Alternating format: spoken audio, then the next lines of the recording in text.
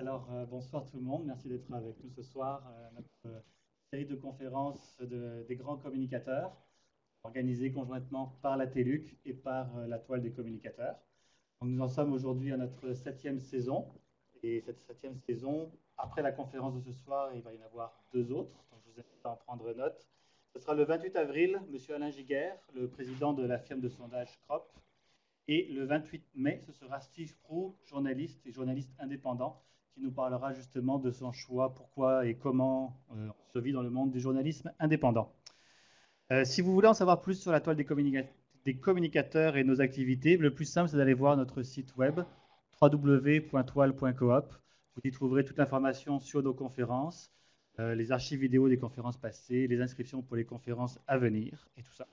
La Toile, on est aussi présent sur les médias sociaux, Twitter, Facebook, LinkedIn, des pages et des groupes à La Toile ont été créés là-dessus. Vous pouvez y aller et nous rejoindre pour être tenu au courant de toutes nos activités. La conférence de ce soir, on prévoit à peu près, je pense, une heure de parole pour vous. Puis après, on va se réserver un temps pour les questions. Le tout ne devra pas excéder 1h30 pour des questions de logistique. Et après, on vous a remis, je crois, un questionnaire d'évaluation. Alors prenez le temps de le remplir. C'est bien important pour nous d'avoir votre opinion. Vous pourrez aussi inscrire, si vous souhaitez, votre adresse de courriel. Et ça servira si vous voulez recevoir de l'information sur la toile des communicateurs. Ça reste chez nous uniquement, on ne la donne pas, on la revend à personne, rassurez-vous. Alors, ce soir, parlons du sujet de ce soir. C'est un sujet en plus qui m'est cher parce que c'est à la fois une de mes passions, mon métier. Je parle des communications internes et des intranets. Alors justement, à l'ère où on parle beaucoup de Web 2.0 et combien tout ça a transformé les internets, c'est intéressant à la toile de se poser des questions. Comment est-ce que ça influence les intranets et les communications internes des entreprises? Justement pour ce soir, pour en parler, on a la chance d'avoir un expert dans le monde des intranets. Si je peux parler un petit peu de votre feuille de route. On parle du premier site intranet à Hydro-Québec, c'était en 1995. Alors en 1995, ça marchait avec Netscape, je me souviens. Ça ne nous rajeunit pas. Peut-être qu'il y en a qui ne connaissent même pas ce que c'est. Vous avez été donc à Hydro-Québec en 2005. Vous avez été responsable des sites des communications, du portail de l'entreprise et de coordonner tout le réseau corporatif de cette grande entreprise. Depuis 2005, vous êtes à la barre de Emergence Web, une entreprise spécialisée en communication interactive et médias sociaux. Vous dirigez plusieurs ouvrages collectifs.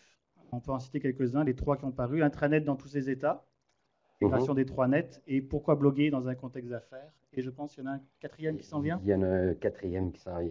Wow. Mais ce ne sera pas un collectif. Encore mieux, vous en parlerez. On vous voit beaucoup organiser des conférences internationales. On parle des rendez-vous interactifs de Webcom Montréal et on peut vous lire sur de nombreux blogs sur ce sujet-là. Vous avez été président et fondateur de l'API, l'Association des professionnels en intranet. Vous êtes VP Finance et secrétariat de youbig.org et chargé de cours en pratique de la communication interne interactive à l'Université de Montréal. Je vais vous laisser la parole parce que je pense que vous avez une feuille de route bien garnie et que vous avez des choses très intéressantes à nous dire. Alors s'il vous plaît, je vous présente notre grand communicateur de ce soir, M. Claude Malaison. Merci beaucoup.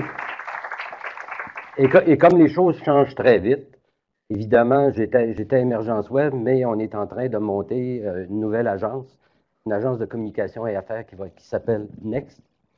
Donc, c'est le nouveau bébé, et le nouveau bébé va prendre son élan dans les prochaines semaines. Donc, dans le web, ça change vite. Ce soir, donc, je voudrais savoir au départ à qui je m'adresse. Donc, dans la salle, est-ce que vous êtes tous en communication interne? Première chose. Non? Ceux qui sont en communication interne, levez la main. Après ça, les autres, en communication, oui?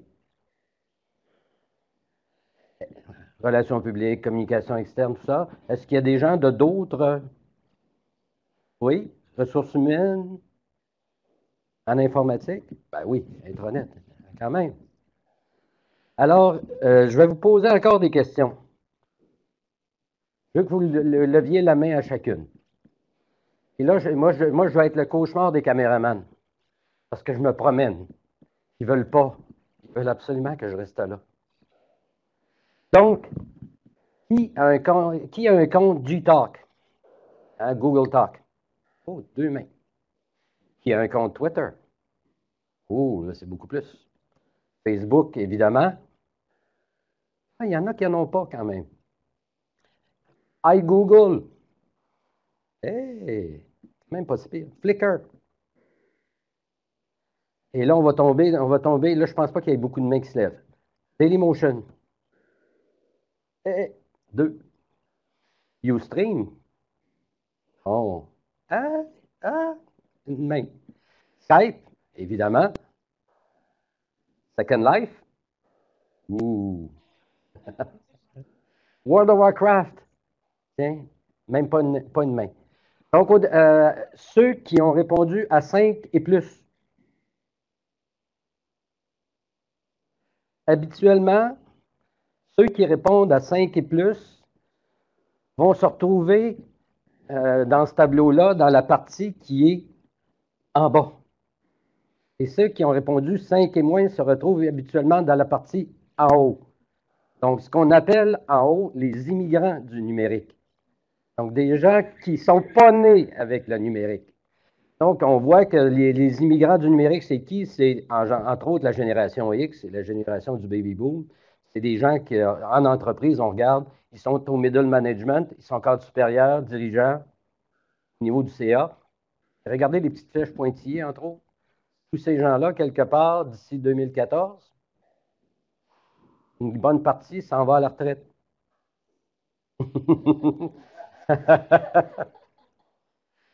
Et donc, la partie X, le middle management, donc ceux qui ont dit yes, c'est eux qui vont prendre le pouvoir. Mais ils vont prendre le pouvoir parce qu'à un moment donné, ils ont toujours dit qu'ils étaient bloqués parce que les baby boomers occupaient tous les postes.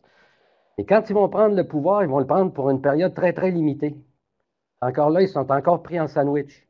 Parce qu'il y a encore, derrière eux, ça pousse. Qui pousse en arrière? Ben, c'est la génération, donc les natifs du numérique, donc ceux qui sont nés, avec les PC et les réseaux. On les voit, ils ont à peu près 20-30 ans, ils sont employés dans les entreprises. Et surtout, moi, ce qui m'intéresse, c'est l'autre génération en dessous. Elle a beaucoup de noms, cette génération-là. Au Cifrio, ils l'ont appelée la génération C. Moi, je ne l'appelle pas de même. Aux États-Unis, ils parlent beaucoup plus de Net Generation, puis elle est beaucoup plus inclusive. Regardez à peu près la tranche d'âge. Ça va de 5 à 20 ans. Et ces jeunes-là, bon, ils sont étudiants au secondaire ou au primaire. Et ces gens-là sont nés avec, oui, les jeux vidéo, sont nés avec le web, mais ils sont nés avec le mobile, ils sont nés avec les téléphones intelligents. Imaginez à ce moment-là que ces jeunes-là, mais il se passe ce genre de réflexion-là. C'est le genre de mentalité. Mais voyez un peu ce qu'ils font avec le web. Ça, c'est intéressant. C'est des chiffres qui ont été tirés d'une enquête de Pew Internet American Life qui sondent les Américains régulièrement sur leurs habitudes sur le web. Vous voyez que si est-ce qu'ils aient atteint 21 ans, ces jeunes-là, ils vont avoir passé 10 000 heures sur les jeux vidéo, 10 000 heures sur leur cellulaire, 20 000 heures de télévision, moins de 5 000 heures à lire des livres. Et regardez les autres chiffres. 2 milliards de chansons et de vidéos par mois, 3 milliards de messages textes par jour. Quelque part, là, ces jeunes-là, je m'excuse, et le mail, le courriel, ça n'existe plus. C'est pour les vieux. Quelque part, qu'est-ce qu'ils utilisent? Bien, on le voit, des textos. Et les SMS. Donc, c'est leur moyen de communication. Et on va voir que quand on va parler de Twitter tout à l'heure, on va voir que ce n'est pas la population nécessairement qui utilise le plus ce genre d'outils-là. Et ce qui est important aussi, c'est regarder en dessous, 93 des 12-17 ans aux États-Unis utilisent Internet à tous les jours et 64 créent du contenu quotidiennement et le publient sur le web. Ils sont habitués à publier eux-mêmes du contenu sur le web. Important, on va le voir tout à l'heure. Parce que quelque part, et elle, je vais la passer parce qu'elle est trop complexe, je voudrais arriver à ça. Ça, c'est le secrétaire, il était supposé d'être secrétaire d'État à l'économie numérique en France. Il était pressenti pour être ça. Et là, c'est pas un natif du numérique. On s'entend, c'est un immigrant, mais vraiment typique du numérique. Alors, on lui a posé la question, Et vous allez voir sa réponse. On lui a posé la question, c'est quoi pour vous le Web 2.0? Alors, on va voir qu'est-ce qu'il va répondre.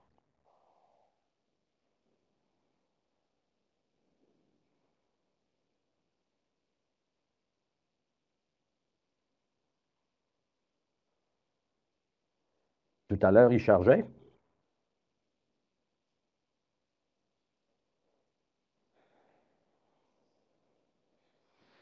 C'est toujours comme ça, hein? Ça marche avant, puis quand tu es rendu en conférence, ça ne marche pas. Bon, ben là, pauvre monsieur, on ne l'aura pas. Hein? En gros, ce qu'il disait, ce cher monsieur, ce qu'il disait, c'est qu'on lui a posé la question, c'est quoi le Web 2.0? Il n'a pas été capable de répondre. Il a fait A, B, A, B, D, A, B. Il n'a pas été capable de mettre une réponse cohérente. Ce gars-là, il était supposé d'être secrétaire à l'économie numérique. Il n'a pas été nommé secrétaire à l'économie numérique. Donc, quelque part, c'est quoi le Web 1.0 versus le Web 2.0?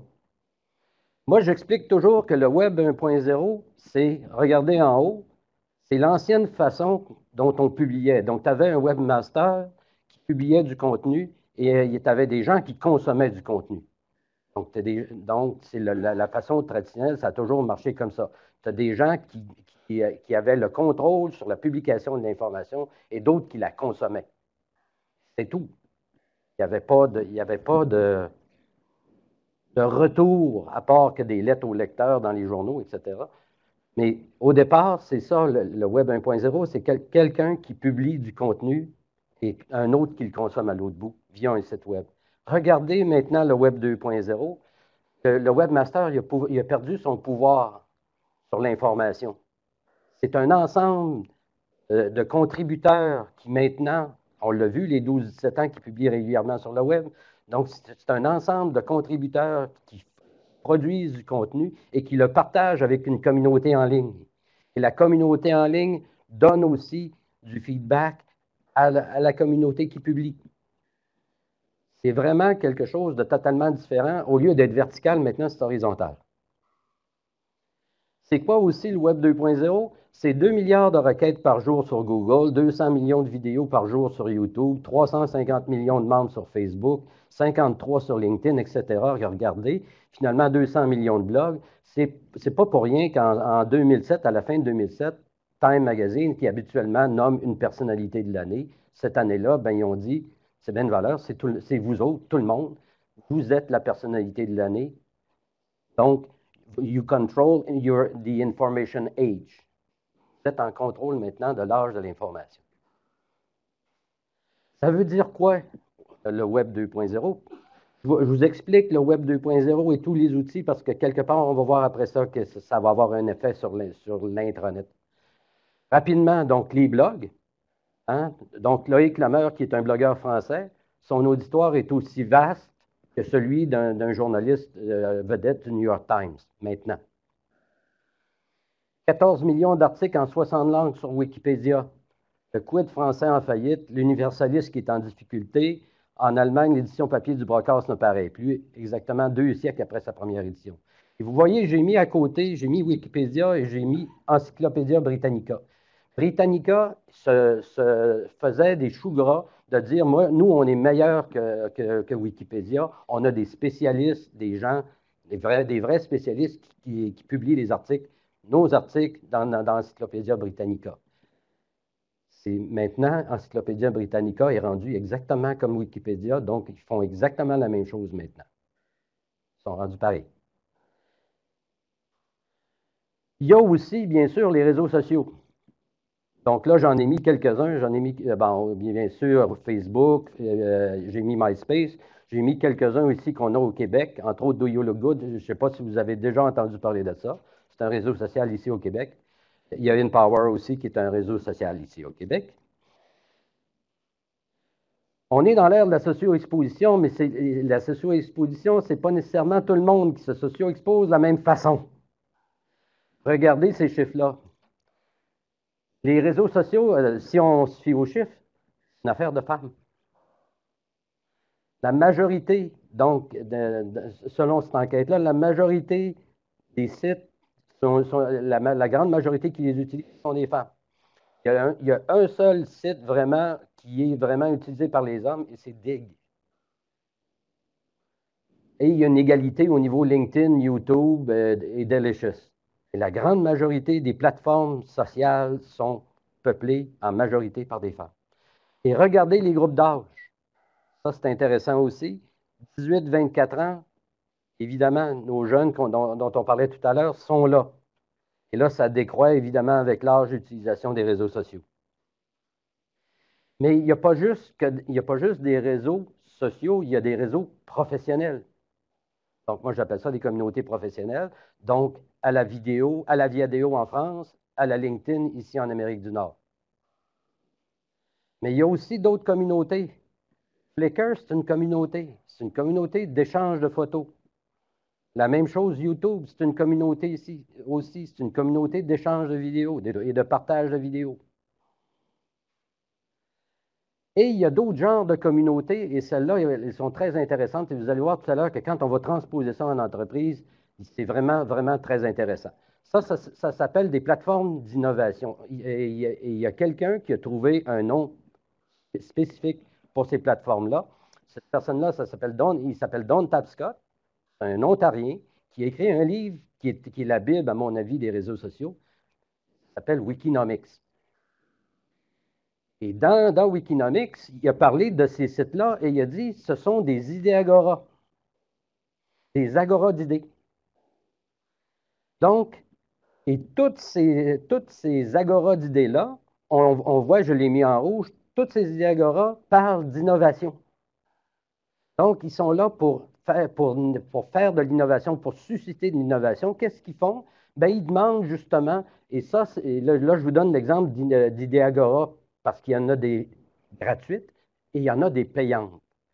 J'aurais pu vous montrer IdeaStorm, qui est la plateforme de Dell, les fabricants d'ordinateurs. J'aurais pu aussi vous montrer My Starbucks Idea, qui est bien sûr le Starbucks et ses cafés. Ce sont des plateformes, elles, qui ne sont pas payantes, donc qui sont gratuites. Et les gens vont là, c'est les compagnies qui demandent aux gens, bien, donnez-nous votre avis sur nos produits. C'est la bonne vieille boîte à idées qu'il y avait chez Saint-Hubert, mais virtuelle. Et les gens vont là, puis donnent leur idée, puis votent sur l'idée des autres, et à un moment donné, les meilleures idées qui sont le plus votées, qui sont les plus populaires, bien, Starbucks prend ces idées-là et les met en application. Si on se ramène maintenant ici à l'innovation, bien, c'est un peu le même principe. Mais c'est un peu aussi différent. Les gens vont aller donner leur idée, mais ils rentrent dans des communautés, donc ils rentrent membres de ces plateformes-là, ces communautés-là. Je prends l'exemple d'Innocentive, donc la plus connue. Ils rentrent membres, puis vous voyez, il y a des solution seekers et des problem solvers. Donc, les solution seekers, c'est qui? C'est les compagnies qui rentrent membres sur la plateforme et ils ont un problème de R&D. Je pourrais citer, entre autres, Colgate qui a eu des choses particulières à mettre là-dessus. Et on va avoir des. Je vais parler d'une de ces compagnies-là qui s'appelle Procter & Gamble.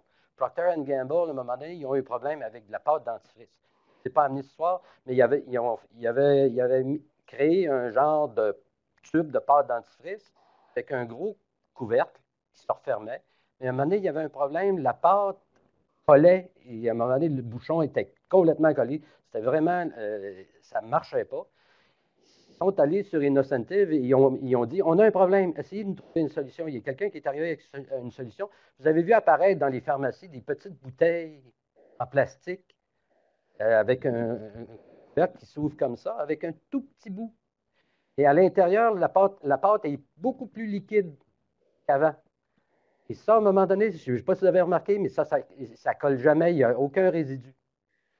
Cette idée-là, ça a été trouvé par quelqu'un qui a donné une idée sur Innocentive. Et donc, les problem solvers, ce sont des individus. Ils sont membres aussi. Donc, les compagnies arrivent là, ils ont un problème de R&D, posent le problème, et là, on essaye de le résoudre. Si on réussit à le résoudre, regardez, je l'ai entouré en carré en rouge, ben, on peut gagner entre 5 000 et 1 million. Ça fait un beau sideline. Donc, ils vont taper dans l'expertise des gens. Et ces gens-là, donc, donnent leur expertise en dehors de leurs heures de travail pour d'autres que leur propre entreprise. On va voir que les entreprises ont vu ça, puis ils ont réagi d'une certaine façon. Je vais vous le montrer tout à l'heure. Il y a aussi, bien sûr, la communauté que moi j'appelle le real-time web. Donc, il y a Twitter qui est une communauté, mais il y en a plein. Je pourrais vous parler de Foursquare, je pourrais vous parler de plusieurs communautés comme ça, qui sont du temps réel. Mais évidemment, Twitter est la plus connue. Donc, Twitter, c'est l'explosion. Regardez, à partir de 2007 à maintenant, 1382 d'augmentation, c'est rendu à 75 millions de membres. Mais regardez surtout au niveau de l'âge d'utilisation de Twitter. On pensait que ce serait les jeunes, et les jeunes, c'est seulement 16 des utilisateurs. Les plus grands utilisateurs, c'est les 25 à 54. Et même les 55 ans et plus sont plus nombreux que les jeunes. Les jeunes, on l'a vu tout à l'heure, ils ont leur SMS, ils ont leur langage, ils n'ont pas besoin nécessairement d'aller tout sur Twitter. Donc, ça, c'est intéressant. Donc, on voit que la plus grande force de travail, donc 25 à 54 ans, c'est les plus grands utilisateurs. On va voir aussi que ça peut avoir un effet aussi. Et le real-time web, maintenant, on le voit partout. Ce n'est pas seulement que Twitter, regardez. Je ne sais pas s'il y en a certains d'entre vous qui utilisent Google Buzz, qui est la nouvelle plateforme qui a été sortie dernièrement par Google, qui est du real-time web aussi, qui va être un amalgame avec Google Wave pour créer vraiment un genre d'intranet, même ça va pouvoir servir d'intranet. Mais, entre autres, regardez dans LinkedIn, regardez dans Facebook, il y a exactement la même chose, donc le même principe que Twitter, maintenant, est appliqué dans à peu près toutes les plateformes. Donc, du real-time web, on en retrouve maintenant à peu près dans toutes les plateformes. Real-time web aussi, ben Skype, hein? Donc la téléphonie sur le web gratuite. Mais il y a aussi la télé maintenant sur le web en temps réel, Ustream. Et Ustream, c'est oui la télé, mais c'est l'interaction aussi avec les internautes parce qu'on a la possibilité de commenter en direct. La géolocalisation. Donc maintenant, on va voir de plus en plus la géolocalisation arriver. Je ne sais pas s'il y en a d'entre vous qui connaissez Foursquare. Il y en a qui le connaissent. Au moins 3-4 mains. Donc, quelque part, Foursquare, c'est un peu le même principe que donc, de dire en temps réel qu'est-ce qu'on fait. Mais en plus, on dit où on est. Et on est géopositionné. Donc, on dit où on est et on dit qu'est-ce qu'on fait. Tu vas dans un restaurant, tu dis, ah, je suis à tel restaurant et je passe les commentaires sur le restaurant, entre autres, sur ce que je viens de manger. Imaginez le potentiel qu'il y a là pour les restaurants à un moment donné. Puis, et de ceux qui font les commentaires, moi, si j'étais un restaurateur, je suivrais tous ceux qui viennent chez nous. Puis à un moment donné, s'il y en a qui font des bons commentaires, je leur ferai une petite réduction. Tu sais. Donc, et en plus, ben, qu'est-ce qui arrive, bien sûr? On parle de il y a la mobilité, donc, et l'agrégation de tout ce qu'on vient de voir, donc la géolocalisation, les photos, les vidéos, le web en temps réel, tout ça mis sur maintenant une seule et même plateforme. Donc, cette plateforme-là, les téléphones intelligents. Et ce qui s'en vient, bien sûr, il y a aussi la réalité augmentée. Donc, ça c'est un site en France. Ils sont en train de faire tous les musées de Paris et sortir les œuvres d'art des musées et de les mettre en réalité augmentée sur un téléphone. Donc, tu es capable d'arriver en face du musée et de sortir les œuvres d'art et de les avoir commentées, positionnées, commentées sur ton téléphone. Donc ça s'en vient et c'est encore là, c'est du temps réel et c'est aussi de la mobilité. Je vous avais parlé évidemment de Second Life. C'est un autre phénomène, un phénomène qui est en baisse. OK? Il y a eu une grande popularité de Second Life à un certain moment donné. C'est en baisse. Mais on va voir que Second Life, il y a une deuxième vie. N'est pas maintenant une vie, qui n'est pas une vie dans le public, mais qui est plutôt une vie en privé. Et on va le voir tout à l'heure. Et bien sûr, je vous avais posé la question aussi sur World of Warcraft. Donc ça, c'est World of Warcraft. Et vous voyez que quelque part, les gens qui jouent sur World of Warcraft, ils ne jouent pas nécessairement juste un jeu. Donc, ils ne contrôlent pas seulement qu'un avatar, ils ne jouent pas seulement qu'avec un avatar. Regardez en bas, ils sont multitâches et ils travaillent sur plusieurs choses en même temps. Ils peuvent chatter en même temps, donc il y a un flot de conversation, encore là en temps réel, et ils ont des choix d'aller aussi en même temps dans des applications qui sont en bas. Et ça, je vais en parler beaucoup, c'est un outil collaboratif vraiment auprès des jeunes, de tous ceux qui sont amateurs de jeux vidéo. Ils sont en mode collaboration là-dedans. Pourquoi en mode collaboration? Parce que World of Warcraft, qu'est-ce qu'on fait dans World of Warcraft? On a des quêtes à réussir, à remplir. Qu'est-ce qu'une quête, sinon un projet? Et pour réussir une quête, habituellement, tu as quelqu'un, un leader, qui est le niveau 80, donc le niveau le plus élevé, qui va monter une guilde. Une guilde, c'est quoi? Donc, c'est un ensemble de personnes qui vont réunir pour être capable de réussir la quête. Donc, ces personnes-là, il va les choisir pour des compétences particulières. Il va aller chercher un ensemble de personnes qui ont des compétences différentes ou des compétences qui se complètent pour être capable de réussir la quête. Ça ne vous dit rien au niveau entreprise, ça, quelque part? C'est de monter une équipe avec des compétences complémentaires pour être capable de réussir un projet. Et quelque part, ce qu'il y a de nouveau là-dedans, c'est que celui qui a monté le groupe, la guilde, cette personne-là, après ça, n'est pas la leader pour l'ensemble de la quête. Elle passe son leadership en fonction d'où on est rendu dans la quête à un autre pour réussir. Donc, il se passe l'autorité. Donc, vous voyez un peu apparaître un nouveau modèle de travail par ces jeux vidéo-là, donc une certaine façon de penser différente, et on va voir, ça s'applique. Et en passant, World of Warcraft, ce ne sont pas juste des petits geeks qui sont dans leur chambre en bas, dans le sous-sol, puis qui sont ouverts parce que ça fait 2 semaines qu'ils ne sont pas sortis. Il y a des gens vraiment de très haut niveau qui sont sur World of Warcraft. Je vous donne deux exemples. Elizabeth Lane Lawley, qui est professeure au MIT. Puis Joy Ito, qui est un des grands, il est président de plusieurs compagnies aux États-Unis. Ces gens-là sont des niveaux 80 aussi à World of Warcraft. Tout ça, ce que je viens de vous montrer, c'est un peu l'utilisation des outils du Web 2.0 dans la vie de tous les jours sur Internet. Et quelque part, beaucoup de ces consommateurs-là sont aussi des employés. Donc, quelque part, ce qu'on fait sur l'Internet, on s'attend maintenant à avoir les mêmes outils quand on arrive en entreprise. On veut avoir les mêmes comportements, donc les mêmes outils pour être capable de travailler, parce qu'on est habitué à travailler avec ces outils-là sur Internet chez nous. Pourquoi l'entreprise ne me donne pas les outils avec lesquels je travaille habituellement? C'est la grande question qui se pose aux entreprises présentement. Donc, il faut évidemment leur faire un intranet 2.0.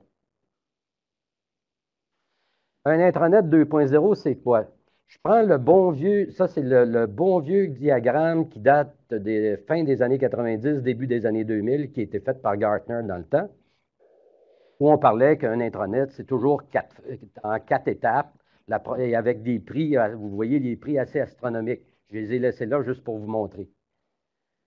Mais quelque part, l'entreprise 2.0, maintenant, parce que tous les intranets ici au Québec ou ailleurs ont tous ou presque passé les 2 premières phases. La majorité sont en phase 2. Ici au Québec, la majorité sont en phase 2. Ils sont arrêtés à la phase 2 parce que quelque part, il y a eu, l'éclatement de la bulle technologique qui a fait qu'à un moment donné, la majorité ont arrêté d'investir et ont dit on va profiter des investissements qu'on a faits, donc on va les rentabiliser. Et quand est arrivée la deuxième opportunité d'investir, est arrivée la crise économique. Encore là, un autre frein.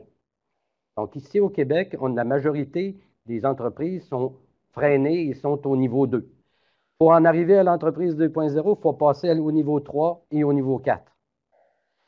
Et l'entreprise 2.0, ce n'est pas juste un buzzword. Regardez ce qu'en disent aussi bien toutes les grandes firmes de vigie américaines, et entre autres, on parle juste aux États-Unis, l'entreprise 2.0, c'est un marché de 4,3 milliards d'ici 2013. Et regardez, ça, c'est évidemment, Gartner, à chaque année, fait ce qu'il appelle un hype cycle. Donc, il établit où sont rendues les différentes technologies en fonction il y a toujours pour eux autres un stade d'inflation. Donc, on a des attentes démesurées au niveau des technologies. Ils appellent ça l'inflation. Après ça, il y a la désillusion, parce qu'on devient désillusionné. Il y a eu des attentes démesurées. Puis à un moment donné, on ne répond pas aux attentes, donc on tombe en désillusion. Et après ça, on s'en va, eux autres, ce qu'ils appellent sur la slope of enlightenment. C'est quelque part l'adoption. Et regardez tout ce qu'on vient de parler comme technologie, que ce soit l'idea management, on a parlé des idées Agora, le Web 2, les social network analysis, etc., les blogs, les wikis, toutes ces technologies-là sont en train d'arriver en haut sur le plateau de la productivité. Donc, les entreprises peuvent et ont l'opportunité de prendre ces technologies-là et de les adopter. C'est quoi une entreprise 2.0 par rapport à une entreprise 1.0? Mais regardez l'entreprise 1.0 et plusieurs, vous allez reconnaître votre entreprise dedans. Hiérarchique, accès compagnie, bureaucratique, fonctionnement en silo, top-down, centralisé, équipe dans un seul endroit, contrôle d'information, propriétaire, techno-dicté par les TI. Hein? Alors que dans une entreprise 2.0, l'organisation est beaucoup plus aplatie. C'est accès utilisateur. On fonctionne en mode agile.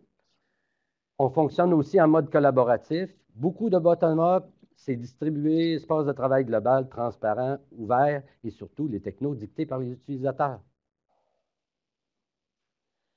Et les trois piliers de l'entreprise 2.0, c'est quoi? C'est moi ce que j'appelle la mémo-création. On va le voir, la création de la mémoire, la collaboration et l'innovation.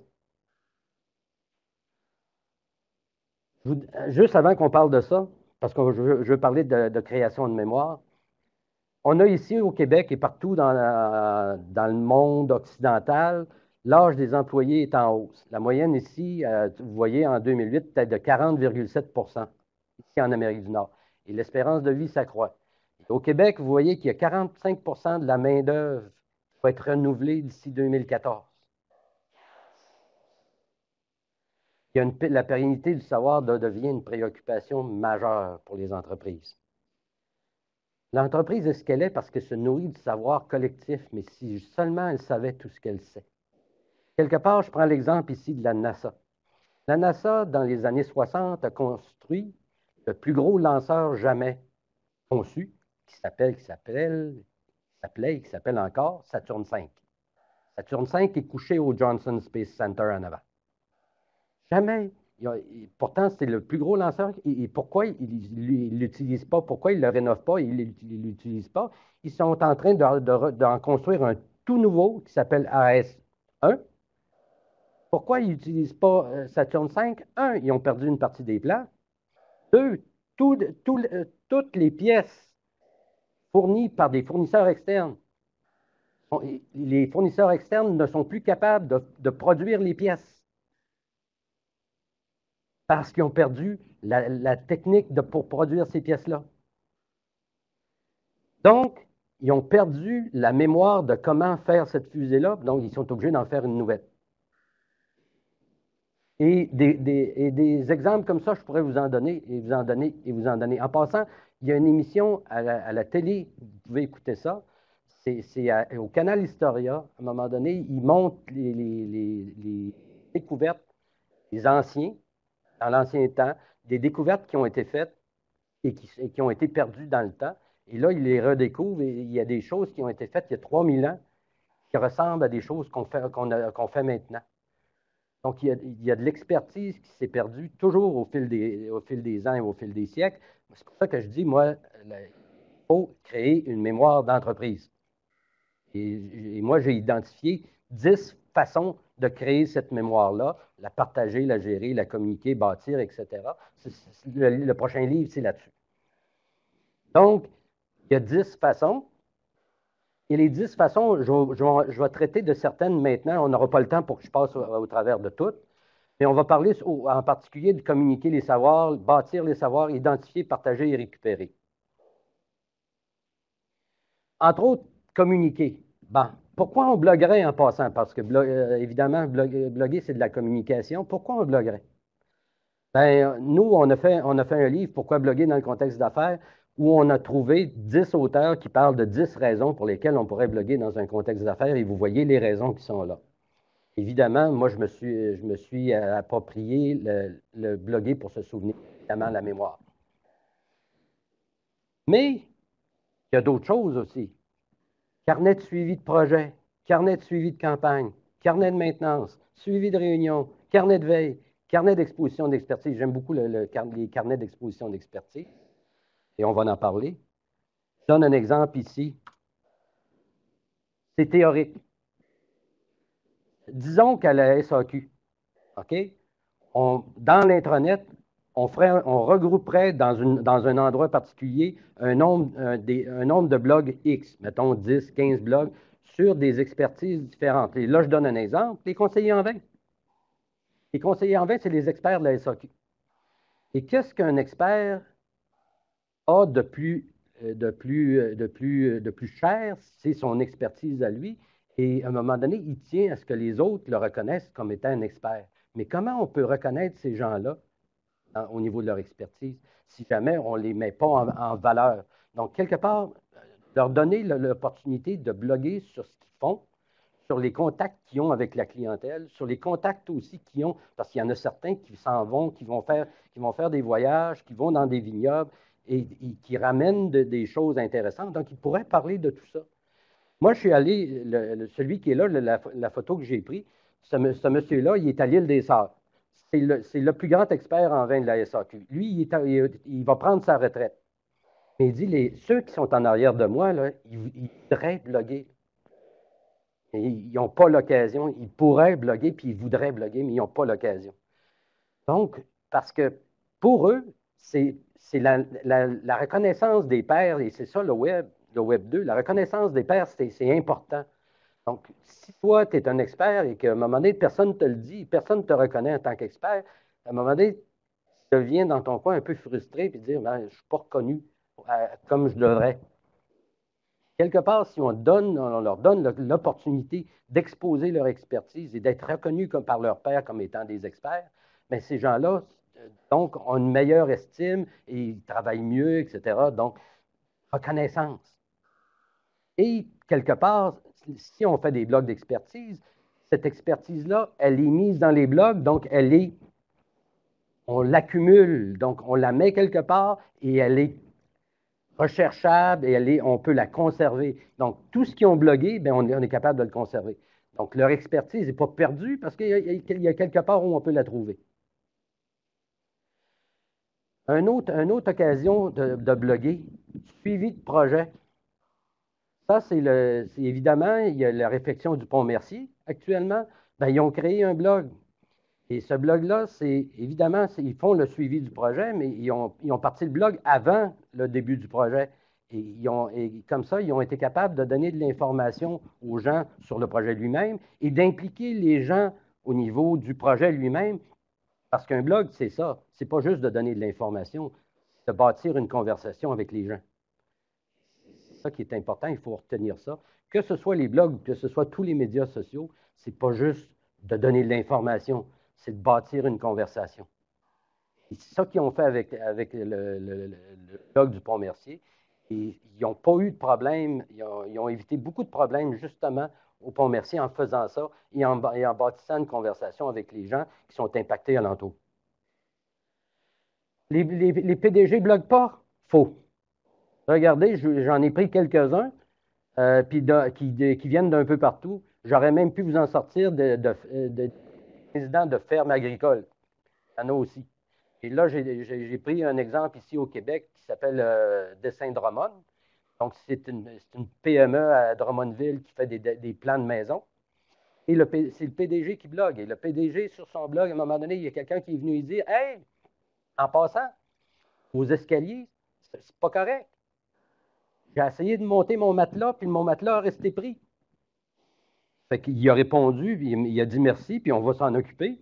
Et effectivement, ils ont modifié les escaliers pour être capables, justement, de passer les matelas.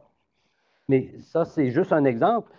D'autres exemples. Jonathan Schwartz, qui est le président de Sun Microsystems, lui, c'est pas seulement qu'un blog. Lui, il fait des blogs vidéo, donc ce qu'on appelle des vlogs, vidéoblogs, ou des podcasts. Donc, lui, il fait ça. Lui, il parle de son industrie, il parle de sa compagnie, mais pas juste de sa compagnie, de son industrie. Même chose avec Jack Welch. Je ne sais pas si vous le connaissez. C'est un expert en relations publiques aux États-Unis. Il y a 3 blogs. Et même chose avec le président de Boeing. Mais ça prend, au niveau d'une entreprise, ça prend une politique au niveau d'un blog. On va voir tout à l'heure qu'il y a des choses que ça prend. On ne met pas un blog comme ça puis on le laisse aller dans la nature. Ça prend une politique d'entreprise au niveau du blog. Donc, il faut édicter donc une politique éditoriale et ce qu'on appelle, nous, une étiquette au niveau des blogs. Donc là, je donne quelques exemples. Pour arriver au wiki, qui a des wikis dans vos entreprises? Est-ce que vous les utilisez vraiment? Beaucoup? Peu? À la folie? Passionnément? Les wikis, ce n'est pas sexy, hein? La manière dont c'est fait. C'est un outil de gestion de contenu avec un minimum, un strict minimum quand on parle au niveau des contraintes qu'on met au niveau du contrôle au niveau des contenus. C'est le strict minimum. Mais un wiki, ça sert à quoi? Regardez dans le petit carré rouge, j'ai mis Email Overload versus Social Text. Social Text, c'est un outil de blog américain. Et eux autres font leur publicité en disant, regarde, Social Text va régler ton problème d'Email Overload. Oh, quoi donc? Je vais juste revenir à l'autre après. Parce que, ils ne sont pas sexy, mais ils sont efficaces. Regardez, chez Dredner Kleinwort Wasserstein, banque allemande, on a introduit plusieurs projets pilotes de Wiki. Ça aussi, je vais parler de projets pilotes de Wiki. Pas juste de Wiki, mais de projets pilotes plus tard. Après 6 mois de trafic, le trafic dépasse celui de l'Intranet. Et regardez après, les usagers ils ont coupé de 75 de leur usage de courriel, puis la compagnie a coupé la moitié du temps passé en réunion. Ça, c'est un ROI direct.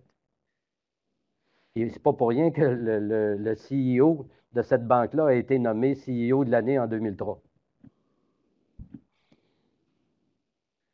Les wikis, regardez, deux études, une américaine, une européenne. C'est évidemment les wikis, et ça date, regardez, c'est début 2008. Wiki, aussi bien aux États-Unis qu'en Europe, ce sont les outils qui sont les plus intégrés et les plus utilisés dans les entreprises, à part le courriel. Pourquoi en passant, on utilise le courriel beaucoup, on a un email overload?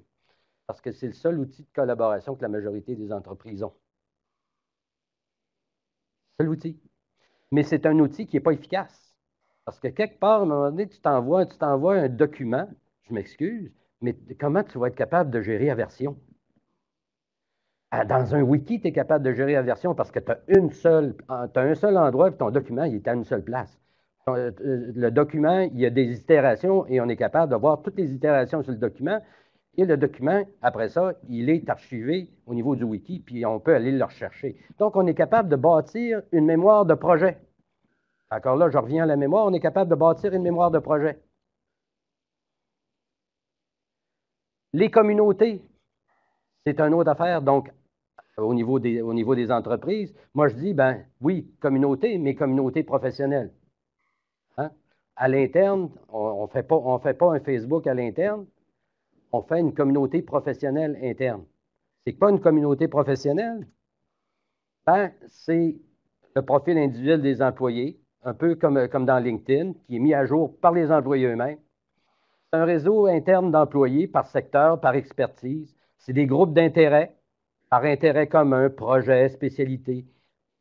Ça comprend aussi des événements corporatifs, professionnels, conférences, des forums et des conversations, flux de commentaires à la Twitter. Des entreprises qui en ont de ces réseaux internes-là. Là, je prends deux exemples. Je prends l'exemple ici de Booz Allen Hamilton, puis l'autre exemple, c'est Lockheed Martin. Donc, chacun, il n'y a pas seulement qu'eux autres, mais là, je donne deux exemples. Et c'est plate, je n'ai pas pour Lockheed Martin, j'aurais pu vous montrer celui qui est le plus actif sur le réseau social et qui est plus actif aussi parce qu'ils ont des blogs qui sont intégrés au réseau social. Le plus actif chez Lockheed Martin, c'est un ingénieur, puis l'ingénieur, il a 53 ans. Pas 20 ans, il a 53 ans. Quand je vous parlais tout à l'heure des experts, un expert, c'est un ingénieur, il a comme presque 30 ans d'ancienneté chez Lockheed Martin.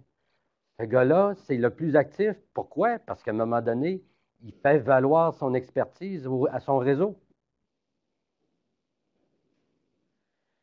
Qu'est-ce qui arrive à un moment donné au niveau des réseaux sociaux quand on n'a pas de politique ou quand on bloque les réseaux sociaux? Regardez, ça, c'est une étude qui a été menée aussi en 2008.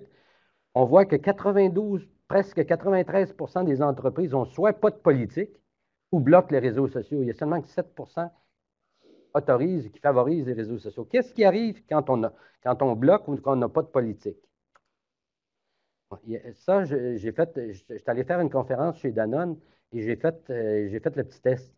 Je suis allé sur Facebook, je suis allé voir, j'ai mis Danone dans les groupes et j'ai sorti 500 groupes Danone, dont 109 avec le logo de l'entreprise.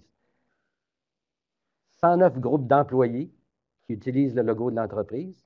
Pourquoi? Parce que Danone, à un moment donné, n'a pas de politique. Les réseaux sociaux, ils ne connaissaient pas ça, puis ils ne voulaient pas que les employés aillent sur les réseaux sociaux. À un moment donné, veut pas, ils vont y aller pareil. Si tu ne leur offres pas, rappelez-vous ce que je vous ai dit au départ, si on ne donne pas les outils à l'interne, eux autres, ils les utilisent à l'externe pareil. Fait qu'à un moment donné, un groupe Facebook, pour eux autres, c'est rien, il y en a d'autres groupes Facebook. Fait qu'ils s'en font un d'employés. Ils ne disent pas à personne, mais c'est des groupes comme ça. Il y a des groupes d'employés de ce style-là, mais il y a des groupes de syndicats, etc., des locaux particuliers de syndicats qui sont là sur Facebook. Et là, l'entreprise arrive et elle dit, qu'est-ce qu'on fait avec ça? Donc, quelque part, moi, je leur dis, regarde, au départ, vous voyez que là, vous avez un problème. Ils sont sur Facebook de toute façon, ils sont sur les réseaux sociaux.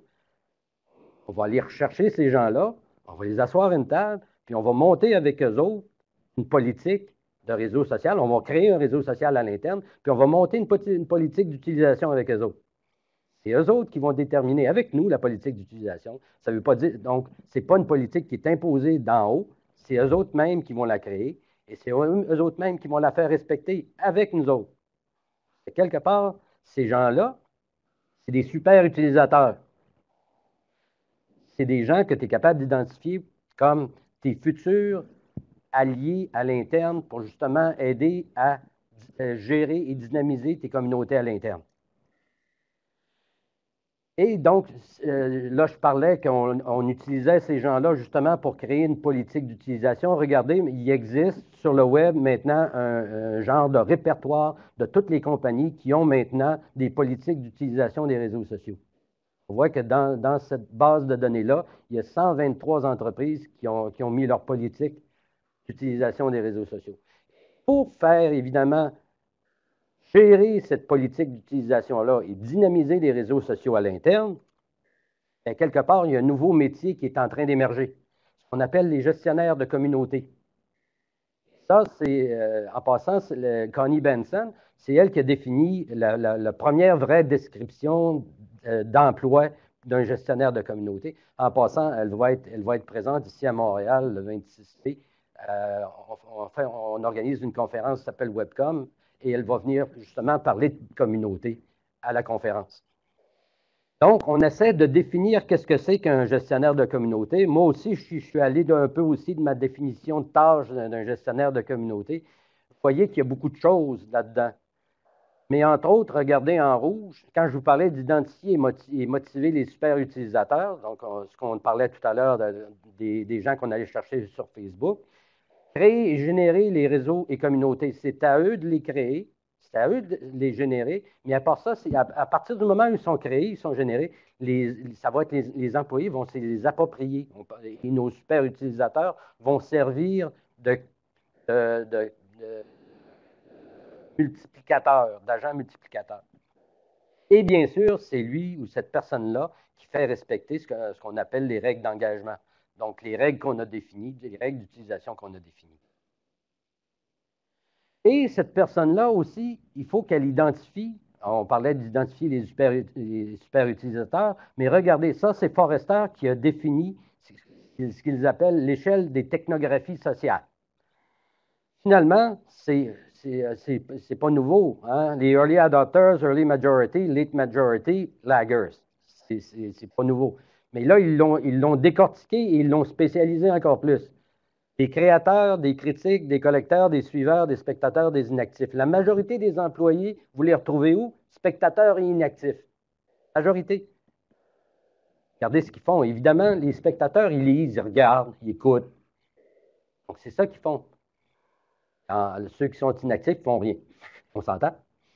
Mais ceux qu'il faut aller chercher, donc le gestionnaire de communauté, sa job, ça va être d'aller chercher ceux qui sont en haut de l'échelle. Donc, les critiques et les créateurs. Eux autres, c'est à peu près 20 d'employés. Donc, 20 là, c'est créateurs, critiques, collecteurs. Okay? C'est eux autres. Et le 20 l'autre 80 est en bas. Donc, il faut aller chercher ces 20 %-là. Le succès d'une communauté, c'est justement d'aller chercher ce 20 % qui va donner l'élan à la communauté. Après ça, les autres vont y aller. Ils vont commencer par justement lire, regarder, écouter, puis à un moment donné, ils vont finir par participer. Ça va prendre du temps. Mais au départ, le secret de réussir une communauté, c'est d'aller chercher le 20 %.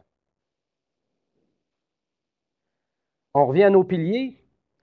On va parler maintenant d'innovation. Donc, tout à l'heure, j'ai parlé de ça. Donc, IdeaStorm et My Starbucks Idea, donc les Ideagora gratuites. Qu'est-ce que c'est que ce phénomène-là d'Ideagora? Bien, en anglais, ils ont défini un terme, nous, on n'a pas encore trouvé l'équivalent en français. On appelle ça du crowdsourcing. Donc, si tu as un problème, ben, tu envoies ça dans la foule, puis la foule est supposée de régler ton problème. C'est le principe de dire, à un moment donné, j'ai besoin de vos idées. Et quelque part, ben, toi, ça te coûte moins cher en tant qu'entreprise si à un moment donné, c'est quelqu'un de l'externe qui vient régler ton problème. Et ça a des effets pervers, on va le voir. Donc, on a parlé de ça tout à l'heure. Donc, Procter, je vous avais parlé de Procter & Gamble. Ils ont tellement aimé ça, ils n'ont pas acheté la compagnie, ils se sont créés eux-mêmes une plateforme Ideagora. Donc, ils ont dit, on a assez avec Innocentive, on va voir la nôtre. Et regardez aussi, ben, il y en a un autre qui est ici au Québec, c'est la première Ideagora au Québec. Il y en a un autre qui s'appelle Challenge Your World, mais au niveau entreprise, c'est la première, c'est Bombardier. Ce n'est pas Bombardier Québec, Bombardier Allemagne.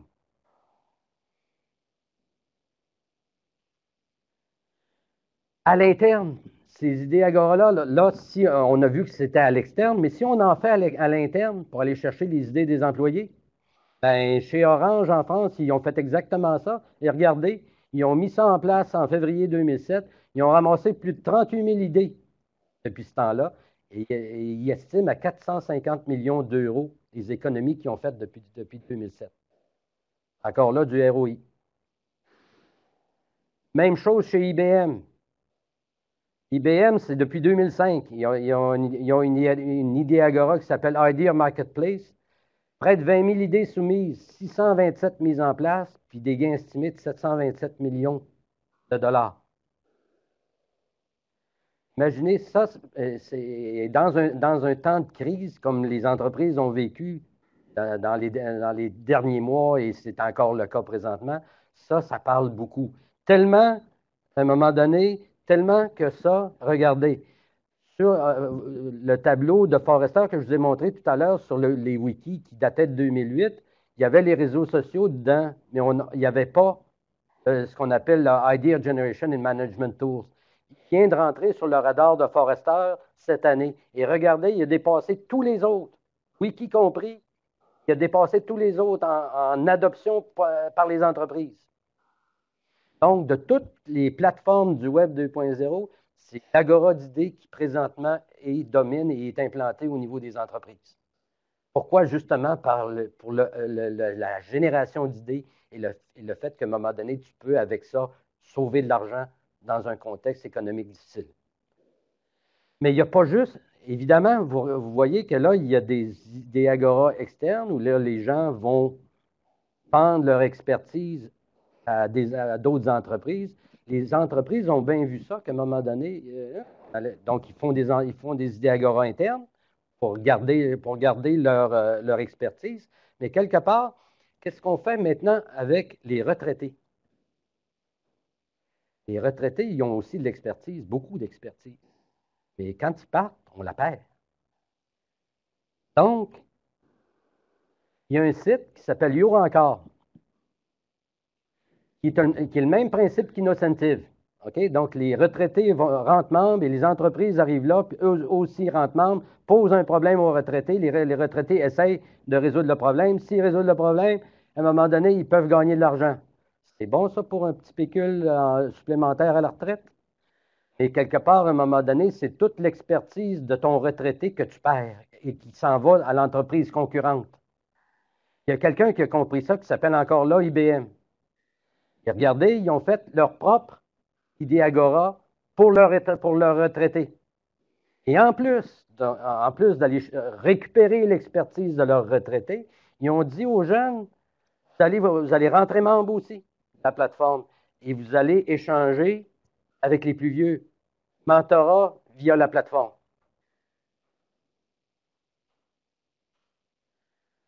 Au niveau, quand on parle du real-time web, ben, le real-time web, il y a des outils qui existent pour l'interne. OK? On parle de Twitter, tout le monde connaît Twitter, mais qui connaît Yammer? Hein? Quelques-uns? Yammer est implanté dans plusieurs entreprises. C'est le même principe, c'est le principe du microblogging, mais à l'interne. Service à la clientèle en temps réel, en passant. Donc, moi entre autres, mon blog est hébergé chez eWeb, compagnie québécoise d'hébergement. Donc, mon blog est hébergé sur leur serveur. Tout leur service à la clientèle est rendu sur Twitter. Évidemment, avec la clientèle qu'ils ont, donc c'est des gens qui font héberger des sites. Donc, quelque part, donc, ils ont mis tout leur service à la clientèle là-dessus et ça se fait en temps réel. Donc, le service à la clientèle se fait en temps réel avec les clients. Tout se fait sur Twitter. Évidemment, on peut évidemment se servir de Twitter. Je parle juste un petit peu. Gestion de crise. Dans les années fin 80, début des années 90, quand j'étais à Hydro, j'étais responsable, entre autres, d'une partie des mesures d'urgence. Mesures d'urgence, qu'est-ce qu'on faisait? On avait des gros cahiers anneaux avec plein de procédures papier. Puis il y a des structures, des organigrammes, tout ça. Et on avait après ça un téléphone cellulaire dans les cahiers, il y avait une liste de numéros de téléphone à appeler. Hein? Puis on avait un téléphone cellulaire pour ça. Maintenant, gérer une situation de crise, regardez ce qu'on a. On a la possibilité de gérer une crise avec oui, un téléphone, mais ce n'est plus un téléphone. C'est un ordinateur portable avec une fonctionnalité téléphone dedans. Et on est capable de gérer une crise au niveau de la photo, des commentaires en temps réel, de la vidéo, du géopositionnement. Donc, on a des outils supplémentaires qu'on n'avait pas pour être capable de gérer une crise avant. Et tout ça dans ce petit appareil-là. Je voulais vous parler aussi de ce qui s'en vient, parce que l'Internet TV, ça a toujours été le rêve des communicateurs internes d'avoir une chaîne télé à l'interne. Bien là, ce qui s'en vient, c'est l'Internet TV, on s'entend. Il y a plusieurs compagnies, là, je vous en nomme 2 québécoises qui font de l'Internet TV, mais c'est encore là, c'est de l'Internet TV. TV. On s'entend? TV corporative. Donc, ce qui s'en vient, vous vous souvenez que j'ai parlé de Ustream tout à l'heure, bien, Ustream maintenant offre un produit pour les entreprises. Ça, c'est un produit qui te permet de faire du temps réel. Donc, en live tout le temps, avec les commentaires, évidemment, des gens. Tu as un fil Twitter pour avoir les commentaires sur ce qui est filmé et les personnes qui sont en train d'interagir sur ce canal de TV en temps réel. Donc, c'est Ustream qui offre ça maintenant pour les entreprises. Je parlais de Second Life tout à l'heure. Second Life, sa nouvelle vie, regardez, ça s'appelle Grid. Et Grid, c'est quoi? C'est pour les entreprises. Donc, Second Life, c'est recyclé auprès des entreprises et offre maintenant, regardez, IBM. IBM a son île sur Second Life. Et qu'est-ce qu'il fait IBM sur cette île-là? Ah, ils font des réunions, ils font des conférences, ils font de la formation. Donc, toute la formation, ce qu'on appelle le e-learning, maintenant, les autres, ils appellent ça du V-learning. Virtual learning. Donc, tu assistes à de la formation par avatar interposé. Ils font des réunions là-dessus aussi. Jeux vidéo. Je vous ai parlé tout à l'heure de World of Warcraft, mais jeux vidéo. OK? Donc, ce qu'on appelle dans le jargon le serious gaming. OK? Le gaming sérieux. Donc, l'armée américaine, toute sa formation est maintenant en serious gaming. Et ça, c'est un des exemples. Ils ont eu beaucoup de problèmes, évidemment, quand ils sont allés en Irak. Et pour, à un moment donné, essayer de résoudre une partie du problème qu'ils ont identifié, c'est qu'à un moment donné, les soldats américains faisaient un peu comme dans le temps des Indiens. Ils rentraient, il y avait une base, ils rentraient dans leur base, ils sortaient pour faire des opérations, puis ils revenaient dans leur base. Un peu comme dans un fort dans le Far West. Tu sortais, tu allais attaquer les Indiens, puis tu revenais dans ton fort, puis là, tu te barricadais. C'est exactement ce qu'ils faisaient en Irak. Puis regardez ce qu'ils font en Afghanistan, c'est la même chose. Mais quelque part en Irak, ils ont trouvé que, oups, on a un problème. Là, ils ont créé des simulations. Donc, ils ont créé un jeu où, dans le jeu, on voit des avatars de soldats, mais les soldats sont. Donc, c'est un jeu de situation où tu apprends à entrer en communication avec les personnes locales. Et donc, les personnes vont réagir selon leurs us et coutumes. Les autres sont obligés de décoder les us et coutumes. Donc, sont mis en contact avec les us et coutumes et essayent après ça d'avoir des meilleures relations. Ça a marché, entre autres. C'est pas juste ça, mais c'est une des choses qui a permis de faire baisser le niveau de violence en Irak. Parce qu'à un moment donné, il y a eu une flambée, puis après ça, ça a tombé, on s'est demandé pourquoi. Et entre autres ça, mais il y a d'autres raisons, pas juste celle-là, mais entre autres celle-là. Pour vous dire, l'entreprise 2.0, ben, c'est évidemment quelle est l'entreprise qui est le plus 2.0. Ben, forcément, c'est IBM parce qu'IBM se présente comme étant celle qui est capable d'offrir aux entreprises toutes les solutions 2.0. Donc, elle n'a pas le choix, il faut qu'elle soit elle-même, il faut qu'elle donne l'exemple. Fait que voici un peu l'exemple d'IBM. Ils ont 27 000 blogs internes. Ils ont 20 000 wikis et plus de 100 000 utilisateurs. Le cadre de bonne conduite dont je parlais tout à l'heure, donc, ils l'ont bâti par les employés au moyen d'un wiki. Tout employé peut avoir son blog, un wiki, un podcast. Ils ont fait une plateforme de réseautage social, Blue Pages, qui liste 475 000 profils d'employés. Ils ont créé 700 communautés. IBM a un journal quotidien en ligne qui est appelé W3. En passant, on n'a pas parlé de ça, mais ça, c'est une autre chose importante. Les employés, au niveau du journal, d'entreprise, c'est eux qui hiérarchisent les nouvelles en les taguant. Plus les nouvelles sont taguées, donc taguer, on s'entend, mettre des mots-clés, OK? Donc, plus ils sont tagués, plus ils apparaissent en premier sur la newsletter. Donc, ils montent au niveau de la newsletter. Donc, c'est les employés qui déterminent un peu le mode éditorial du journal. IBM aussi, on vient de le voir, possède 50 îles sur Second Life avec réunions d'orientation, formation se tiennent à cet endroit-là. Il y a d'autres entreprises qui font ça un peu partout. Et regardez à la fin, j'ai gardé le meilleur pour la fin, j'ai gardé Groupe Canam. J'ai travaillé avec eux autres sur leur stratégie entreprise 2.0. Et quelque part, je vais vous parler de ça tout de suite après, mais quelque part, donc on a bâti une stratégie entreprise 2.0, on l'a présenté à la direction, et la direction, compte tenu qu'on est arrivé juste avant que la crise arrive, quelque part, ils ont dit à un moment donné, oups, la crise arrive, on n'investira pas tout de suite, on va mettre ça sur la glace. Fait que nous, on a dit, on ne lâche pas, on va faire un projet pilote parce que le succès d'une implantation de 2.0 ou d'autres, c'est toujours marché par projet pilote, petit projet pilote qui risque d'être payant. Donc, ce qu'on a fait, c'est qu'il y a des chez Canam, ils ont une conférence corporative. Tous les 3 ans, il y a une conférence corporative. C'est en juin 2008, c'est 3 jours. Le comité organisateur, c'est les ressources humaines, les COM puis les TI.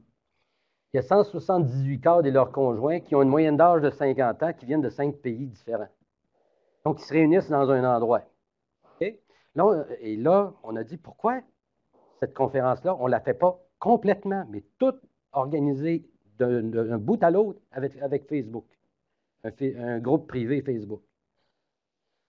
On a réussi à vendre ça au président. Vous allez voir tantôt sa réaction. Et on a réussi à vendre ça au président avec comme objectif, donc Facebook comme fil conducteur pour atteindre les objectifs de la conférence, établir la programmation, favoriser l'interaction, sensibiliser la direction aux réseaux sociaux, développer évidemment l'intranet 2.0. Donc, on voulait absolument pousser l'intranet notre projet intranet 2.0.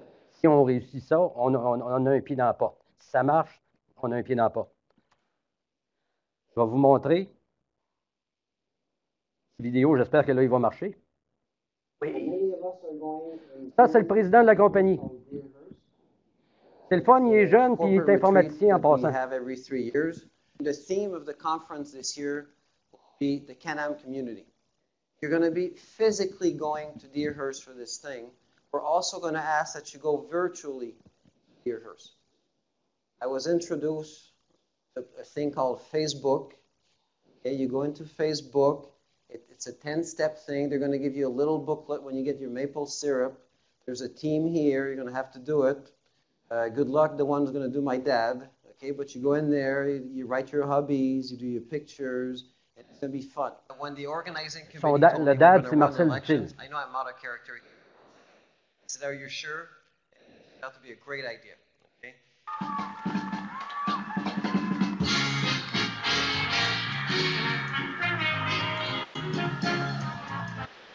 Tout ça, ça avait été monté sur Facebook.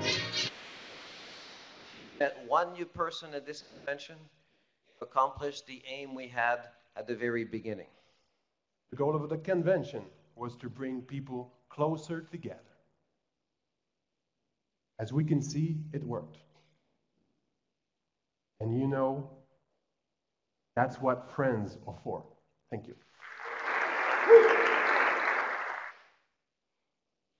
Voilà, donc, le projet a marché, 99% le taux de participation.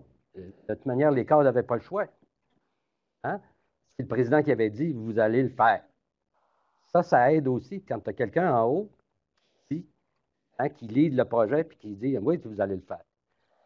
À partir de là, on s'attendait qu'après ça, tous ces cadres-là allaient laisser Facebook de côté puis allaient passer à autre chose. Non. Ils ont continué leur profil Facebook. Et maintenant, il y a un Facebook interne qui est demeuré. Et en plus de ça, maintenant, il y a un Facebook retraité. Et on va se servir du Facebook retraité bientôt pour arriver avec la fameuse Idéagora retraitée. Donc, on s'est servi de ce projet-là et de la réussite de ce projet-là pour débloquer le projet. Le projet intranet maintenant est débloqué et est en train de se réaliser. On va le présenter aussi à Webcom. Mais le projet a été débloqué et là, on est en train de réaliser l'intranet 2.0. Et vous allez voir, si vous venez à Webcom, qu'il y a un peu tout ce qu'on a vu là-dedans. Et il y a même des choses qu'on n'a pas vues, qu'on a faites. On a des applications, entre autres, en temps réel et en mobile, entre autres pour les conducteurs de camions. Parce que Can-Am, évidemment, c'est de la structure métallique. Donc, tu as des camions qui transportent les structures métalliques. Donc, on a mis des applications dans l'intranet, des applications mobiles pour les chauffeurs de camions. Donc, il y a toutes sortes de...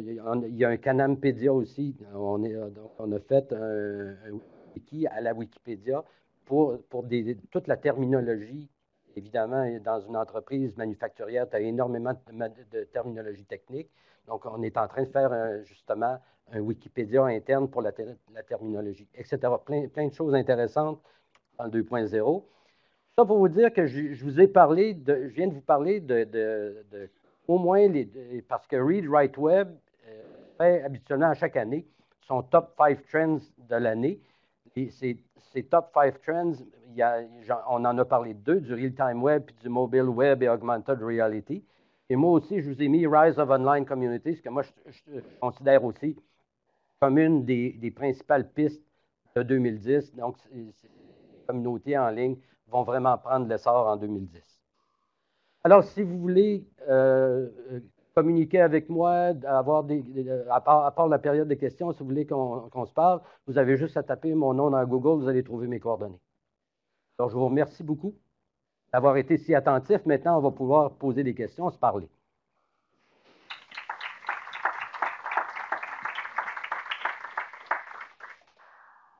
C'est intéressant, ça a sûrement suscité beaucoup de questions. On n'aura pas le temps de les prendre toutes, je vous le dis tout de suite, mais je pense que M. Malaison serait sûrement ouvert pour vous répondre si vous par courriel ou quoi. On a des questions dans la salle, on va prendre des questions aussi en ligne. Je vais demander dans la salle de me faire signe, puis je vous approcherai le micro afin que tout le monde puisse entendre, les gens qui sont sur Internet et quand ça sera diffusé à la télévision, de ne pas parler dans le micro. Est-ce qu'on commence, Denis, question en ligne, puis après on va aller à une question le dans Québec la se salle. situe où par rapport au Canada, aux États-Unis, à la France? Est-ce que nous sommes de late adopters? Oui, j'en ai parlé un peu tout à l'heure. On est effectivement dans un trou, dans un petit fossé entre les États-Unis et l'Europe. Donc, les États-Unis, ça ne date pas d'hier au niveau des intranets. On avait, à un moment donné, pris un certain retard qu'on avait récupéré au début des années 2000. Le Québec était rendu en avance dans les intranets dans plusieurs choses, qui nous permettait d'aller en France et de faire des conférences. Et on voyait déjà que les intranets, parce qu'on voyait les autres intranets en France, et on voyait qu'on était en avance. Mais on a perdu cette avance-là. Quand j'ai parlé qu'on s'est arrêté à l'éclatement de la bulle, puis qu'on s'est assis sur nos investissements, on a pris un retard. On a pris un retard, entre autres, dans tout ce qui est collaboratif. Toute la partie Web 2.0, maintenant, on a pris un retard. Toute la collaboration, il y a des gens qui ont continué, en particulier aux États-Unis. J'ai montré tout à l'heure un ensemble de compagnies. On a vu tout à l'heure qu'il y avait 123 compagnies aux États-Unis, la majorité qui ont des règles d'utilisation des réseaux sociaux. La majorité, ce sont des compagnies américaines. Il n'y en a presque pas ici. Donc, quelque part, oui, on a un retard. Ce retard-là, on va le combler à un moment donné. Moi, je vois de plus en plus de compagnies qui, là, maintenant, compte tenu que, on a passé une partie de la récession, et là, on recommence à penser à investir, bien là, les compagnies deviennent intéressées à investir là-dedans parce qu'ils voient, oui, ils ont pris un retard, et que là, à un moment donné, veut pas, comme on a vu avec les jeunes qui arrivent, il va falloir qu'ils offrent ces outils-là. Là, ils se demandent tous par où on commence. Donc, nous, c'est de leur donner une stratégie, de dire voici, on va faire une stratégie, et la stratégie, on ne peut pas tout faire en même temps. Donc, il y a une stratégie à bâtir sur plusieurs mois et même plusieurs années. Et de bâtir cette stratégie-là, comme je disais, en implantant au départ des petits projets pilotes qui vont faire qu'à un moment donné, on va gagner l'approbation de la haute direction sur l'ensemble de la stratégie. Mais oui, on va combler le retard.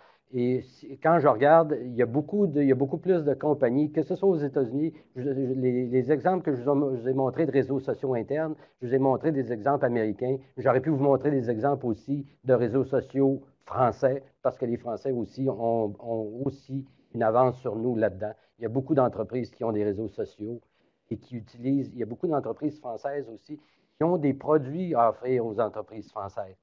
Donc, des produits comme Blue Kiwi, comme XWiki, etc., sont des compagnies françaises qui ont des produits ici. Est-ce qu'on en a des compagnies qui offrent des produits aux entreprises? Non. Non. Une question.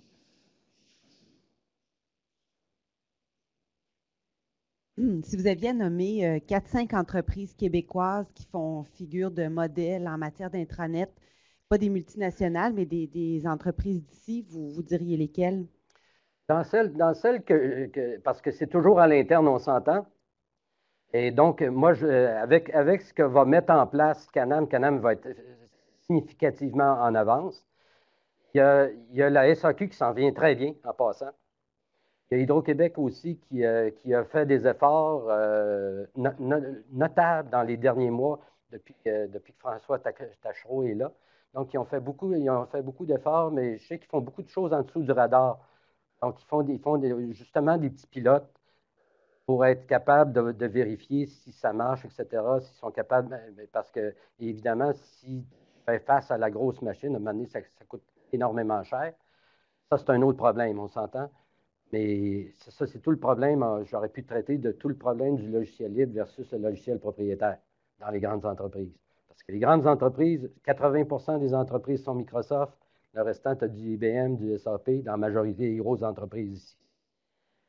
Après ça, le logiciel libre, bien là, tranquillement, Google est en train d'offrir des solutions aux entreprises tout en libre. Aux États-Unis, ça commence à prendre. Pas ici, pas pour le moment. La mentalité est encore trop propriétaire. Donc, quelque part, ça freine l'utilisation d'outils qui sont des petits outils pas chers, parce qu'évidemment, ils sont en libre, c'est gratuit, même des fois. Donc, il y a plein de petits outils pas chers qui font très bien le travail, mais qu'on ne peut pas intégrer parce qu'on rentre dans une structure, dans ce qu'on appelle une architecture technologique d'entreprise. Et là, à un moment donné, bien, il faut respecter cette architecture-là. Et il y a des produits qui ne sont pas compatibles avec cette architecture. Ça, c'est un autre problème que les entreprises vivent ici. D'autres questions? Quel serait, selon vous, le rôle du responsable des communications pour l'implantation d'une entreprise Oui. 2.0? Le rôle des communications dans une entreprise 2.0? Oui. Oui, monsieur. C'est une bonne question parce qu'évidemment, les communications, dans le rôle traditionnel, on contrôlait le message. Là, on ne contrôle plus le message dans ce modèle-là. Dans ce modèle-là, ce qu'on fait, c'est qu'on crée des conversations.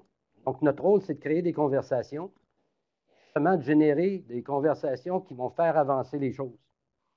Donc, on a à créer, ce que je disais avec les employés, on a à créer les fameuses règles d'engagement, les fameuses règles d'utilisation pour être capable, justement, de ne pas avoir d'anarchie dans les conversations qui sont aussi bien sur les blogs, les wikis que sur les réseaux sociaux.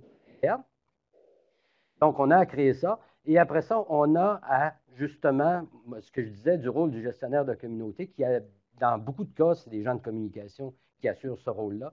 Donc, d'assurer comment je dirais ça,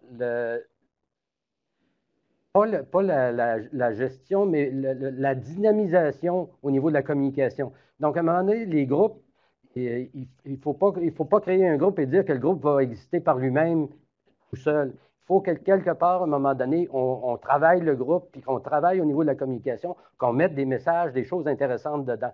Donc, c'est aux communicateurs à faire ça.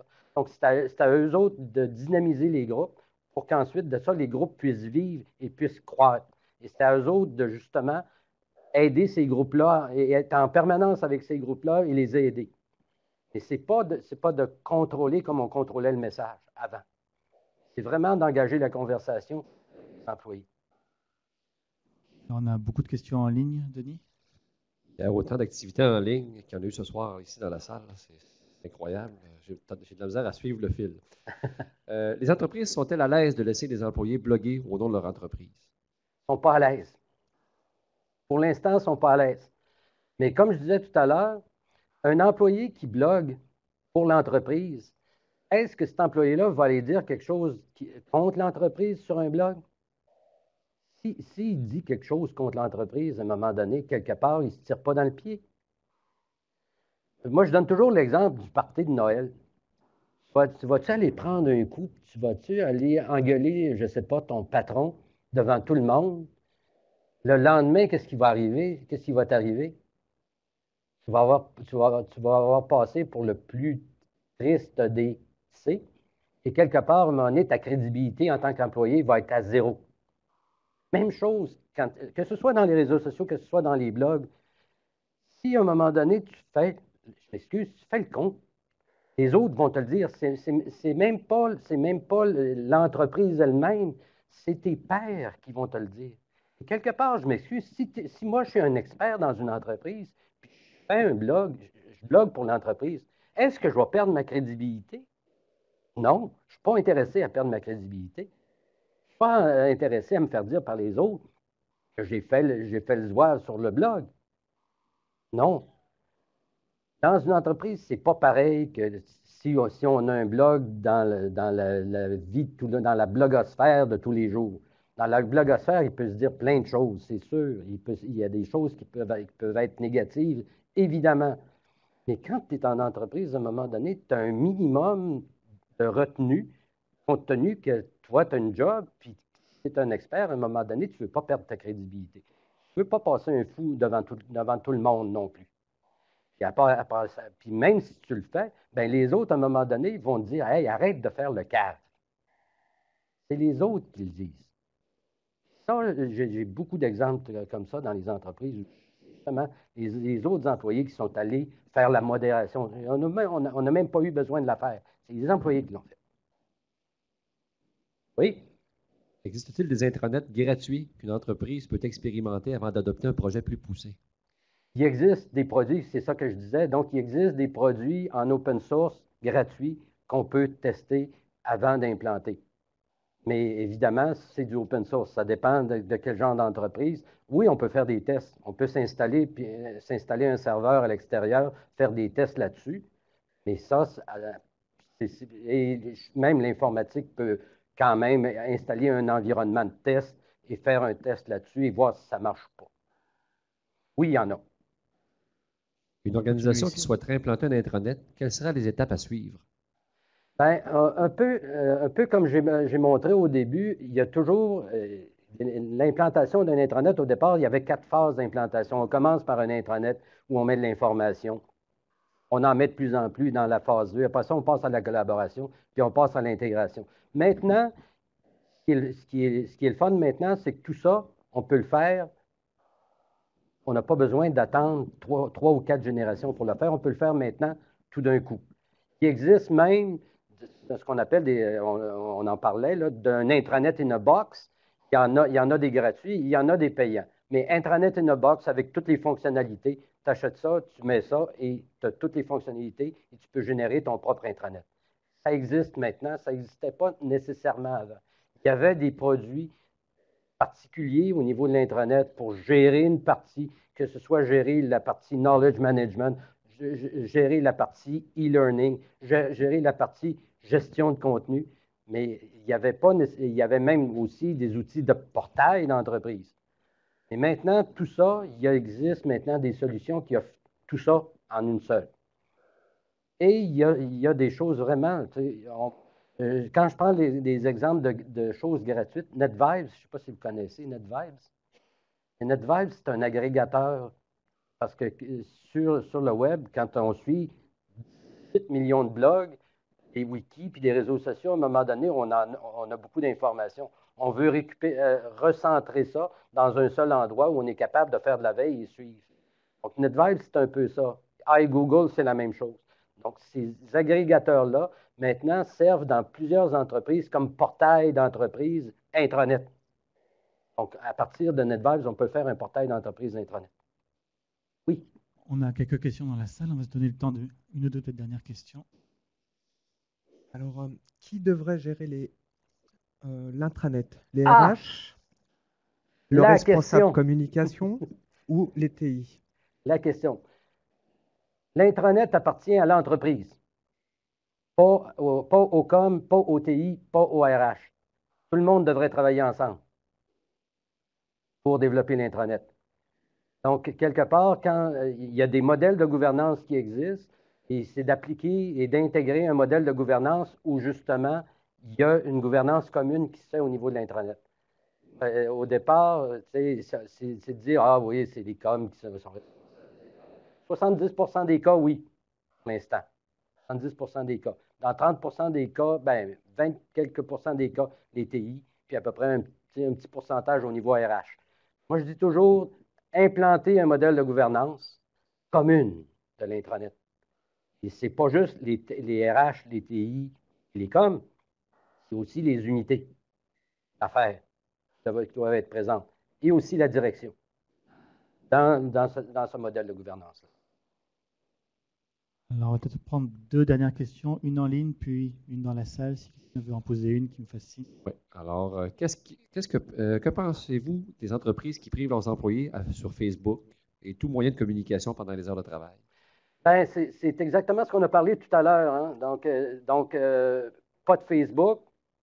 Ce qu'ils vont faire, ben, quelque part, ils vont aller créer, pareil, un groupe sur Facebook, mais ils vont aller le créer à l'extérieur de l'entreprise. Fait que, moi, je ne suis pas d'accord. Parce que quelque part, à un moment donné, s'ils le font pareil, aussi bien le faire, mais le faire à l'interne. S'ils vont sur Facebook, c'est qu'ils n'ont rien à l'interne. Fournir l'occasion d'avoir un réseau professionnel interne et les gens vont y aller et ils n'iront plus sur Facebook. Que ce soit dans leurs heures ou dans leurs heures de travail, ils n'iront plus sur Facebook. Ils vont aller parce qu'à un moment donné, ils vont aller réseauter avec les gens à l'interne. On va se donner le temps d'une dernière question dans la salle. Oui, on a parlé beaucoup des avantages de l'intranet du Web 2.0, mais c'est quoi les embûches que les entreprises peuvent faire face à un déploiement là, du Web? Les embûches qui peuvent faire face, je dirais que c'est de vouloir trop faire trop vite. Donc, il y a beaucoup d'entreprises qui, à un moment donné, se disent, bon, ben, j'ai tellement pris de retard que là, OK, je fais un gros projet, j'investis tant, et là, on va tout mettre en place. Bien, quelque part, à un moment donné, qui trop embrasse mal les trains. Donc, c'est un peu ça. C'est qu'il y a beaucoup d'entreprises qui veulent faire tout, mais ils font tout mal, font tout à moitié. C'est mieux de partir, comme je disais, c'est toujours mieux de partir par un projet pilote et de faire ça par étapes. Donc, faire une première étape, valider que ça marche. Et en plus de ça, il y a des questions de gestion de changement là-dedans, parce que tu introduis des nouvelles technologies, tu introduis pas juste des technologies, tu introduis une nouvelle manière de faire à l'intérieur de l'entreprise. Tu horizontalises l'entreprise. Donc, quelque part, il faut que ça se fasse tranquillement et par petites tranches. Moi, j'appelais ça le saucissonnage.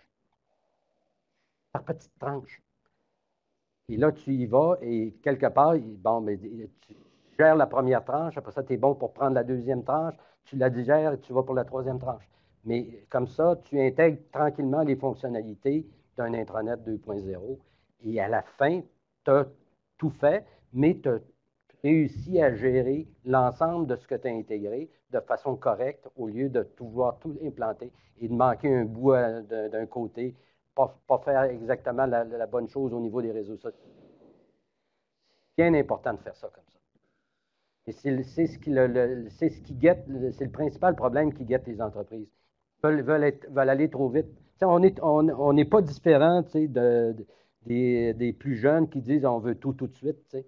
Les entreprises, c'est un peu ça aussi là-dedans. Donc, on voudrait tout mettre en place tout de suite. Pas facile. À mon avis, c'est pas faisable. Il faut y aller par étapes. Je crois qu'il y a encore un dernier internaute. Oui. Ce n'est pas l'internaute, c'est une information que je souhaite donner aux gens en salle ainsi que pour ceux qui sont en ligne. L'accès au diaporama de Claude vous sera transmis via un courriel à la toute fin de la conférence. Courriel dans lequel on vous donne également l'accès à l'adresse URL de l'archive de la conférence. Vous trouverez donc l'adresse URL du diaporama, à même le message que je vais transmettre à la fin. Oui. Puis moi, de toute façon, je le dépose aussi sur SlideShare. Si vous venez sur mon compte SlideShare, la présentation va être là aussi. Et bien alors comme ça. Ben, merci beaucoup. Merci beaucoup. Je pense que